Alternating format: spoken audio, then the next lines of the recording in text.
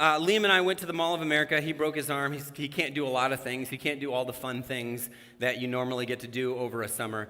And so he can't go swimming. He can't, he wasn't able to jump on the trampoline in our backyard. So we went to the mall, wandering around the mall, which is, you can't ride the rides either. You can't do a lot of that stuff. Went to the mall, and as we're wandering around, on the ground, I see a little pamphlet, a little flyer, when they're religious, they're called a tract. Do you remember these? A little religious tract? You sometimes still see them. And what they are is they're just a little flyer that's designed to scare people into trying to make a decision for Jesus. And they'll ask questions like, if you were to die tonight, or have you heard of Jesus? And there's some random verses on the back. On this one, the front depicted this skyline of Washington, D.C., but all the buildings were being blown up. Now, that's kind of all right. It gets your attention. And then in giant font was the statement, "Now the end begins." And below that was the question, are you ready for what happens next? And I'm thinking to myself, am I ready for the White House to be blown up? No, I don't have a contingency plan for that. That's not normal. I don't have a contingency plan for a three-legged dog wandering around the auditorium either. But Leon's got it. Leon's got a plan for it. It's unusual. You never know what's going to happen in a sermon or in a service. Like, you're going to go tell your neighbors, yeah, there was a three-legged dog at church today. What was going on? So anyway, back to the tract. There's this tract. There's the White House. There's a skyline of the Washington, D.C., and it's all being blown up in this big font. Are you ready for what happens next? And it sounds like it's going to be a movie trailer. It sounds like you're going to be watching, Tom Cruise in Mission Impossible 14 or whatever, do whatever. But anyway, on the back are these verses, and what this is a very specific reading of the book of Revelation that in their understanding, evidently, they see the end of the world, or at least the end of the U.S., and this is kind of what it looks like, and they're trying to help you understand you need to be prepared for what is coming. And you turn this tract over, and it's just, it's got these specific verses that I don't think mean that. And I must have missed the chapter in Revelation as I've been studying that has the Washington Monument being blown up. But two observations finding this random tract in the Mall of America this week. Number one, I'm genuinely surprised. Like you go to the airport and you utter the word bomb, and you're going to get to spend some time in the airport. But evidently, you can walk around the mall handing out pictures of very important places being blown up. I'm genuinely surprised that people can do that. But two, this wrong way of reading the book of Revelation is incredibly common. It's popular and incredibly common. There have been series and endless books, fictionalized books, accounts written about this way of approaching the book of Revelation. That is something to do with in 2022 or in our lifetime, in our section of the hemisphere, everything is going to happen in our future. And we talked about last week that that's not the smart approach to the book of Revelation. In fact, what we tried to talk about last week is how we read this book is as important, really, truly, as what we read. How we approach it is as important as what we're reading inside it. And I understand why it's popular. I mean, what sounds more exciting? Does it sound more exciting to say to people like, hey, Revelation is a thoughtful, intricate piece of literature that is encouraging Christians to be faithful in difficult circumstances? Or is it more exciting to say Washington, D.C. is going to blow up? What's more attention-grabbing? And so you can see why people really get into this, why their imaginations are sparked by this approach to the book of Revelation, thinking that these things are actually going to happen. I get it. I totally get it. So how we read is as important as what we read. And what we tried to say essentially last week is that Revelation reveals reality. That the world, the way the world presents itself, the truths we're taught maybe aren't true. The things that are being communicated to us maybe aren't real. The ways that our world is telling us that you need to be satisfied and fulfilled and find purpose and happiness maybe aren't real. We're nearly 2 generations in to a nationwide experiment of trying to encourage people to just follow their heart's every whim. Don't let anybody else tell you that there are borders to morality, that there are choices that are good and bad, and there are choices that you make that aren't going to play out well for you. Don't let anybody tell you. You define right and wrong for yourself. We're 2 generations into a nationwide experiment of that, and guess what? Everybody's happy in our country. It's worked. No, of course not. People are miserable, and instead of saying, hey, maybe we should question the assumption, people are doubling down on it. They're saying, no, the problem is we haven't followed every whim to the nth degree. We haven't denied the moral bearings of our upbringing to enough. And that's what we're experimenting, that's what we're dealing with in our culture. Instead of questioning the assertion, we're just doubling down. We haven't been morally relative enough. Let's try it. Let's be even more morally relative. Last week, I encouraged you to read Revelation chapters 1 through 3. Today, we're going to focus on chapters 4 and 5. And chapter 4 is just 11 verses. So I'm going to do something that I don't normally do because I'm like, people are going to tune out. We're going to read the whole chapter. It's just 11 verses. I know you can do it, but it probably would help if you bring out your phone or you bring out your Bible and actually turn to the last book of the Bible and turn to chapter 4, and let's read this. I'll give you a second. And it'll be on the screen, so please follow along with me. This is John. After this I looked, and there before me was a door standing open in heaven. It's unusual. After the voice I first heard in chapter 1, speaking to me like a trumpet, said, "Come up here, and I will show you what must take place after this." At once I was in the Spirit, and there before me was a throne in heaven with someone sitting on it. And the one who sat there had the appearance of jasper and ruby, a rainbow that shone, an emerald encircled, shone like an emerald encircled the throne. Surrounding the throne there were 24 other thrones, and seated on them were 24 elders. They were dressed in white and had crowns of gold on their heads. From the throne came flashes of lightning, rumbles and peals of thunder in front of the throne. 7 lamps were blazing. These were the 7 spirits of God. All right, this is different. This is unusual. Also in front of the throne, there was what looked like a sea of glass, as clear as crystal. In the center around the throne, there were 4 living creatures, and they were covered with eyes in front and in back. The first living creature was like a lion. The second was like an ox. The third had a face like a man. The fourth was like a flying eagle. Each of the 4 living creatures had 6 wings and was covered with eyes all around, even under its wings. Day and night, they never stopped saying, "Holy, holy, holy is the Lord God Almighty, who was and is to come." Verse 9, whenever the living creatures give glory, honor, and thanks to him who sits on the throne and who lives forever and ever, the 24 elders fall down before him who sits on the throne and worship him who lives forever and ever. They lay their crowns before the throne and say, "You are worthy, O Lord and God, to receive glory and honor and power, for you created all things, and by your will they were created and have their being." All right? Weird. This is a little strange. This isn't your normal Sunday activity. A throne room, a door into the throne room of heaven.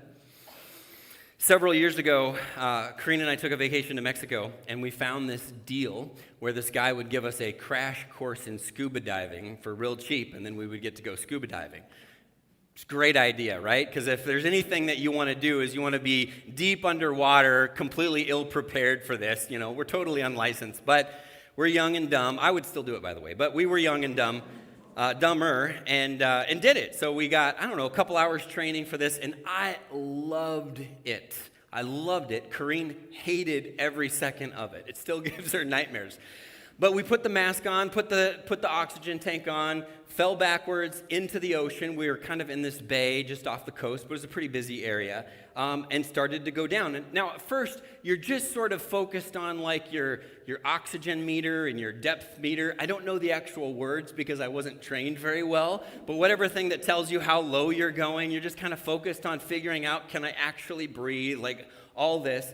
And we ended up sinking lower than we were supposed to. Our guide said we were supposed to only go down about 30 feet, and we ended up down at about 60 feet, which was way low, and there's a lot of pressure. And so anyways, I'm just all concerned with all these little details, and then at some point, I stop, and I look up, and it's just mind-boggling. The vastness of the water above you and the fish and the boats and the noise. I mean, even down that deep, you could hear the roar of the motors on the boats going over you. It was just this unbelievable thing. It was so weird to, a couple hours earlier, just be skimming across the top of the water, and then to be down there and to realize there's this whole world down below you that you don't think about, that you don't pay attention, that you don't realize. You're mostly, you know it's there, but you're mostly unaware of it.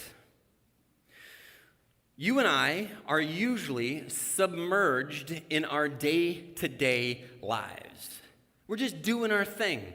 You've got dirty laundry you got to take care of and fold. You've got car repairs and work deadlines and soccer practices and insurance claims. Just the day-to-day normal tedium of life. And I think that we forget that there's this whole spiritual reality that every once in a while we get to see glimpses of. John got to go through a doorway and see this vast throne room of God that always exists, but we kind of just get caught up in the normal routine of life. You know what I mean? We're just not thinking about it. But there are times where we look up, whether or not we mean to, but something draws our eyes up. Maybe it's someone goes through some crisis and you're praying for them, and there's an answer to prayer. And you stop for a moment and you realize, whoa, there's a spiritual reality, a spiritual universe that I don't pay attention to on a daily basis. Maybe you have a friend or a child a grown child who was going down a dark path, and you were hoping that they could pull out of that nosedive that they were in, and they do, and you just see their life turning around, and you celebrate, and you're excited, and you could kind of in your mind play out how their life was going, but then you could see they got it turned around, and you can thank God for that. You can acknowledge this larger spiritual reality. Maybe it's as simple as a baby being born. It's just hard to just not have some sort of like, wow, life is bigger than the sum of its parts experience when you're witnessing a new life entering into the world. Maybe it's as simple as getting lost in a piece of music or seeing the northern lights. We understand the mechanics of each of those things, but the experience points to something larger and broader. Like there is a reality that we don't acknowledge every day. And John gets to see this doorway open into heaven, and he gets to see God's throne room. He gets to see the craziness, the 4 living beings, the 24 elders, and he can't even describe it. Words fail. He just keeps saying, it was like this. It looked kind of like this. It seemed, it was an appearance as this. His mind cannot completely process what he's seeing, and he has a hard time describing that experience, just like it is. Have you ever pulled out your phone and you see like, oh, a rainbow, that was really cool, and you pull out your phone, I want to capture this, is this going to look good? And then the picture on your phone just looks stupid, right? And you, hey, look, I saw this rainbow, and they're like, yeah, that looks like a blurry thing, and your thumb's in front of the little, it looks terrible. You can never, like a full moon, and you're looking at it, and you're like, whoa, it's low on the horizon, and it just looks so big, and it looks so beautiful. I'm going to take a picture of this on my iPhone, and it looks terrible. Or fireworks, right? You're experiencing fireworks. Nobody wants to see your pictures of fireworks. It's just better to enjoy them and experience them. You know what I mean? But there are things in life that point to the larger spiritual reality that we cannot see. In Revelation chapter 4, it's strange. It is strange. It's a human trying to describe this different world that exists that we don't normally get to see glimpses of in its fullness. Human vocabulary just can't capture.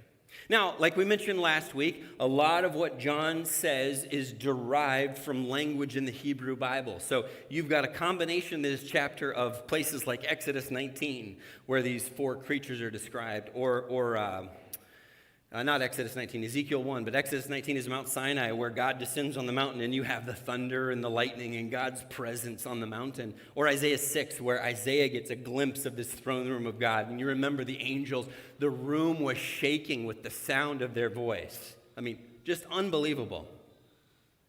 We're usually just down in day to day, right? And everything takes us out of it. Even if for a moment we begin to look up, somebody's phone goes off. Or there's a dog that distracts us in the room. Even if there's like a moment where we're like, oh, I begin to experience transcendent reality, then your child has a dirty diaper. And it's like we just get it for glimpses, and those moments are gifts, but they don't last. And what John is doing is sparking the imagination. Yes, life is diapers and bills and doctor's visits, but that's not all it is. Paul wrote in 2 Corinthians chapter 4, verse 18, he says, our goal is to fix our eyes on those things that we cannot see. Because what we can't see is true and real and substantial and eternal. The things we can see, those are temporary. David wrote in one of his Psalms where he's thinking about the throne room of God in Psalm 123, he said, I lift my eyes to you, O Lord, to fix them upon the throne, to you who are enthroned in heaven. It's just reminding ourselves of what is extraordinary or supernatural. It helps us better navigate the ordinary. It really does. If you can remember that the world is bigger than just those bills and those forms you have to file and those deadlines, you will navigate life better. I know this sounds a little extreme, and some of you are going to be like, I don't know, Patrick. But bear with me. You buy a new couch, and it's your pride and joy, and you want to keep it clean, and so there's a really intense rule. You set the kids down. Kids, you shall not be eating food on our new couch. This will never happen in the history of the existence of this couch. And then about an hour later, they've got a full cup of red Kool-Aid, and they trip or push each other, and there's red Kool-Aid all over the couch, and you get, you know what I'm talking about? Like, kids can make us pretty annoyed, pretty frustrated, and you just get like over the top annoyed. And maybe you yelled at them, maybe you said, what are you thinking? I literally just told you. And you see the tears streaming down their face. Maybe some of you have had this like, man, I'm a dummy. Here's my child who is eternal, who will exist forever, and who I am helping shape and form into a human one day that will have some impact on the world, and I'm more concerned about the stupid couch. Now, some of you are like, Patrick, I've had that happen, and it is super annoying, and I still have the stain, and I'm still mad at my kid about that 20 years later. I get it. Life still happens. We still have to clean up the messes, but if we could contextualize normal everyday life in light of the reality that exists around us, I think we would navigate this life better. We have to fix our eyes on what we can't see. If I'm just living below, then those things are overwhelming. And we have all seen people just lose it at normal, everyday circumstances. And I think that's because that's all they have in life. All they have in life is their spot on the highway, and to let anybody else merge in that's all they have to hold on to. All they have in life is that hour of Netflix that they get to watch in the evening after they put their kids to bed. And if they did anything else, they would I don't know what to do if I don't have that. If this is all we have, well, no wonder we get overwhelmed and angry and upset and we lose it. And the biggest thing in our lives are every 4 years we have to elect another president, because that's all we have. But if there's a bigger spiritual reality that John reminds us of, then maybe we can navigate life here and now better. Maybe we should take a deep breath of reality every once in a while. What would that do to the things that we worry about? You know, the Bible teaches us that because a lot of people worry about death. It ranks pretty high up there on the things that concern them. It's right near public speaking. I think it's actually right below public speaking. I heard one time people are more afraid of public speaking than death. But if we really read what the scriptures talk about, these guys weren't deterred from doing what God had asked them to do by death, because they were looking at the bigger reality. But if this is all we got, if this is all we have, well, we got to hold tightly to it. Now, so we get this glimpse in chapter 4 of this throne room, but we're not in the throne room for fun. We're not there this isn't the part of the heavenly tour and like, well, here's the throne room. Here's where God sits. Here's where the 24 angels. Here's all the weird stuff here. We're not here for fun. We're here for a reason. Like if you get called into the principal's office, there's something happened. He just didn't call you in to say hi. Hopefully he's telling you got a scholarship, good job, or commendation, but that was never the case for me. It was always bad things. And in this case, there's something negative happening too that God wants to reveal to John. So chapter 5. So we're going to look at that was chapter 4. Now we're going to look at chapter 5. And I want you to just see a bit of it. We're not going to read the whole thing, but I want you to see a bit of it. Chapter 5, verse 1. Then I saw in the right hand of him who sat on the throne a scroll with writing on both sides and sealed with 7 seals. John is a big fan of the concept of 7. It's metaphoric in a lot of ways. We'll talk about that a little bit more next week. Verse 2, I saw a mighty angel proclaiming in a loud voice, who is worthy to break the seals and open the scroll? But no one in heaven or on earth or under the earth could open the scroll or even look inside it. Verse 4, John says, I wept because no one was found who was worthy to open the scroll or look inside. Then one of the elders said to me, do not weep. See, the Lion of the tribe of Judah, the root of David. Again, Hebrew Bible. This is all Isaiah 11, actually. Hebrew Bible. Do not weep. The Lion of the tribe of Judah, the root of David, has triumphed. He is able to open the scroll and its 7 seals. So he heard this, the lion. There's a lion coming. Then I turned and I saw a lamb looking as if it had been slain, standing at the center of the throne, encircled by the 4 living creatures and the elders. This weird setting. The lamb had 7 horns and 7 eyes. Oof, that's not the normal lamb appearance. And that's also Isaiah chapter 11. The 7 eyes, which are the 7 spirits of God sent out into all the earth. By the way, all this stuff, the 7s are especially weird. And if I gave you like just a 2-second overview, like why does a lamb have 7 horns? What is all this? 7 is a special number going all the way back to the book of Genesis, where the creation was complete and it was perfect and it was full on day 7. And so 7 represents that completeness, that perfection, that fullness. And so horns are about power and ruling. And so here is this lamb. This is such a juxtaposition, and John's writing it intentionally. Here is this lamb looking as if it has been slain, but yet it has perfect and complete power. Full power, and it's got the perfect and complete Spirit of God, full of the Spirit. That's what he's trying to get at in this symbolic language. Verse 7, he went and took the scroll from the right hand of him who sat on the throne. Now, if there were a soundtrack to the Bible, this part of the Bible would have like an epic soundtrack. It would be all like violins and trumpets and, I don't know, it would be like like when at the end of the first Star Wars when they walk in and get their awards, and it would be really cool because this is a really cool moment, and all the weirdness maybe puts us off a little bit, but it's a really cool moment. It would be this epic, triumphant music. Let me walk through this with you. I play basketball with a group of guys. On Sunday nights, we use a gym at a local church, and so after the first game, they pause the action, and everybody has to gather up and pray. Now, not all the guys that come are Christians or believers, at least in some way, but it's surprising how into the prayer time that these guys who aren't churchgoers get. And they'll ask, like, does someone have something to pray about? And these guys get open and vulnerable with a bunch of other guys in a room and say, will you pray about this, pray about this other thing?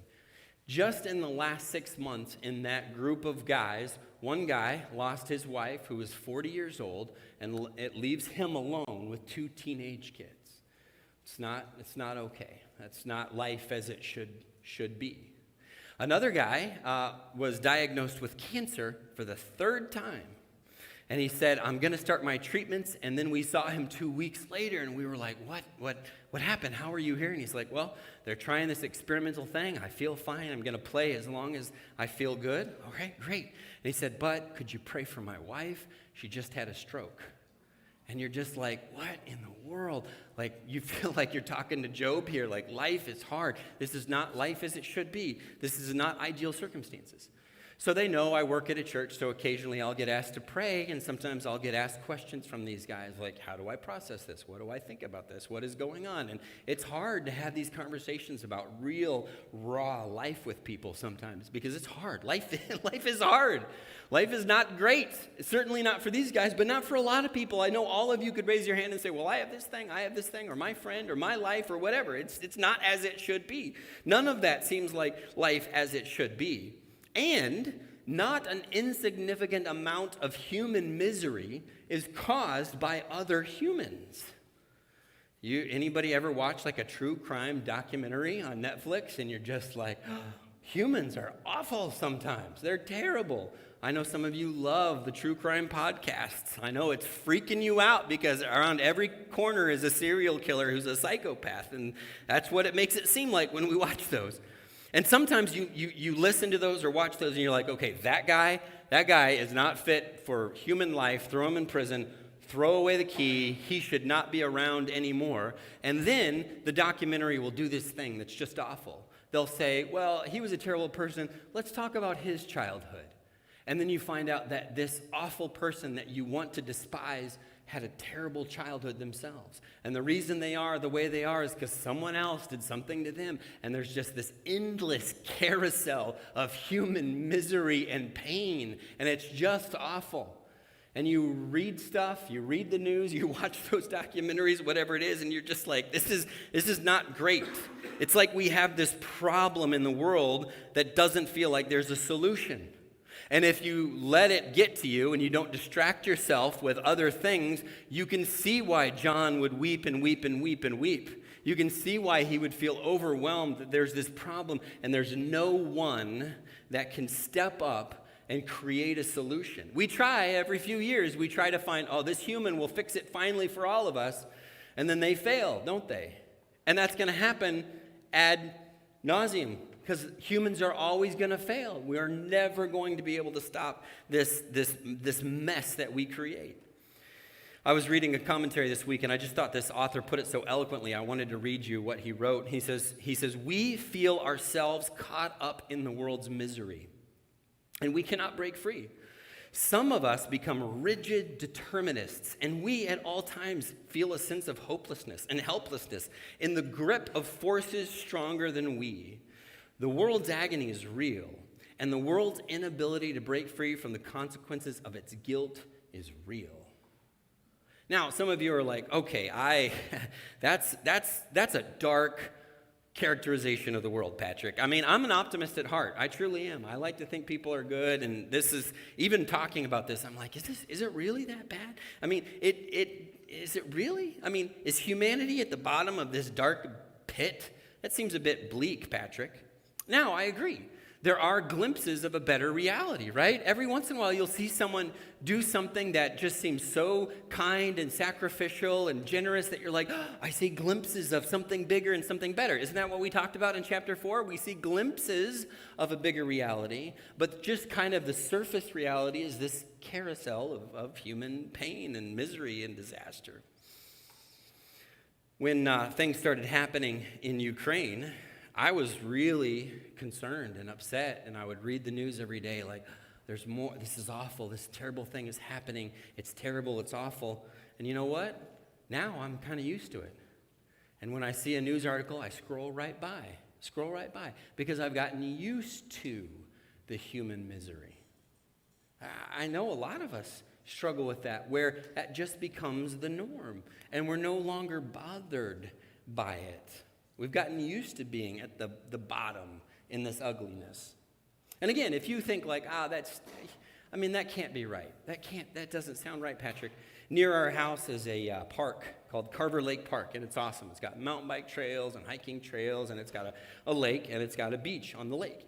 And I walk down there all the time, and I was down there the other day, and they have these big, huge signs posted outside the lake that say, do not swim in the lake. And then they say, why? They say there was a sewage leak, and we believe there's raw sewage in the lake. Now, I took a picture, and it didn't turn out well, so I didn't put it up. But guess what? I took a picture of the sign that says, do not swim, there's raw sewage. And guess what was happening right behind the sign in the lake? People were swimming. There was a sign that said, do not swim, and people were swimming. Do you not think that humans can get used to living at the bottom of a deep, dark pit? Yeah, we can. We figured that out. If they're like, hey, raw sewage, dive right in, kids. You know, parents are playing on the beach and building a sandcastle, and kids are swimming around, and you're just like, oof, what's that? That's not a Snickers bar in the water. What is going on? Humans can get used to that. I'm going to get an email about that, aren't I? Shoot. Rewind. And I think the worst part about it is when I read this dark news, like stuff, especially stuff in Ukraine, and you hear about, here's somebody else that died. Here's a dad that lost his children and lost his family. And then here in the States, we've taken that misery and we've politicized it. And we said, you know what, that misery is actually supporting my cause, and the people on the other side of the aisle are a bunch of dummies. And we've taken someone's pain, and instead of saying, hey, how can we alleviate that pain, we're using that tragedy to further some agenda that sometimes has nothing to do with that tragedy. And to me, that's tragedy upon tragedy. So let's zoom back up to the scroll room, the throne room of heaven. There's a scroll. God has a plan for solving, for fixing human misery, to set everything right, to put everything back on the right path.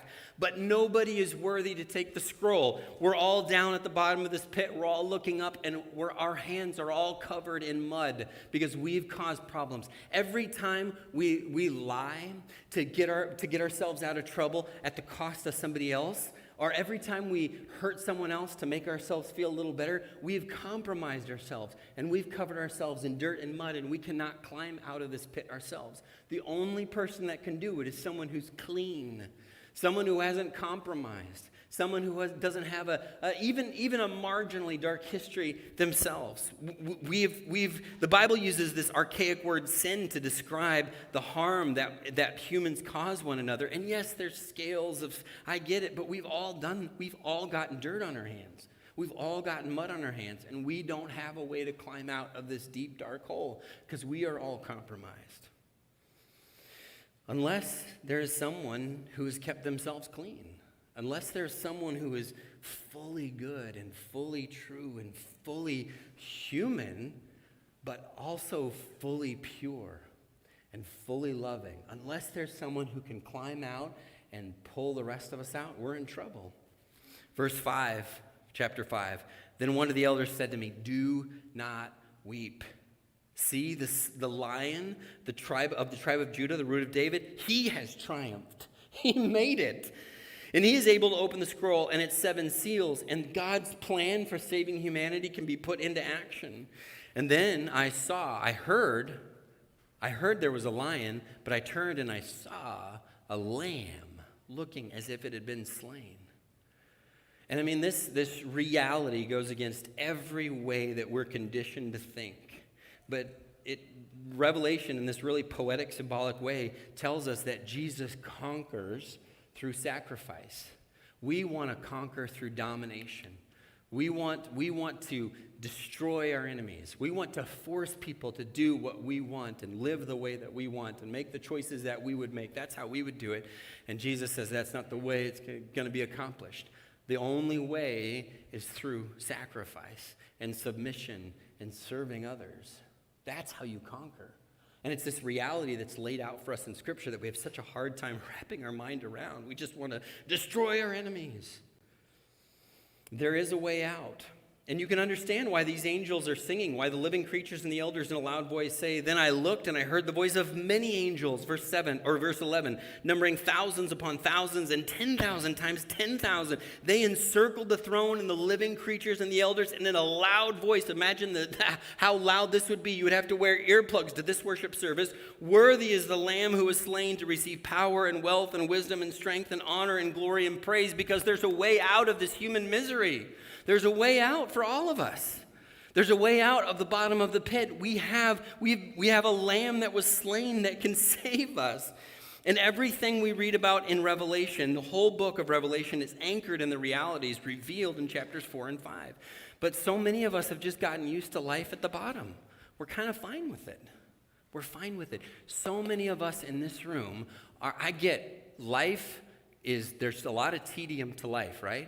Every time we have to do our taxes, or we have to file out an insurance form. I had to take Liam to the doctor the other day, and they're like, you need to file this thing. And I'm like, I did this last time, like 3 days ago. Nope, got to do it again. And you're like, this is so frustrating. But if that's all there is to our life, if there's no more, if we're just used to life down here and we forget that there's a big reality up there, well, then we're never going to try to lift ourselves up out of it.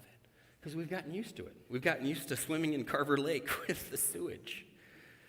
There's a bigger reality. And the truth is, it doesn't look great, and humans aren't going to save ourselves. Our politics are not going to save us. There's no program in the world that is going to save the world. Humans cannot save the world. But there is a lamb who looked as if he was slain. And if we follow him, if we live like him, if we treat other people like he treated people, there is a way out for us, and we can bring people out with us.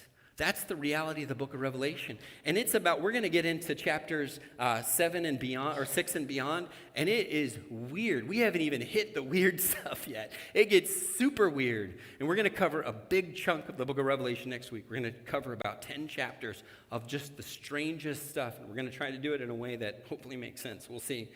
But we have to understand that it's all anchored in this reality, that there's a bigger truth.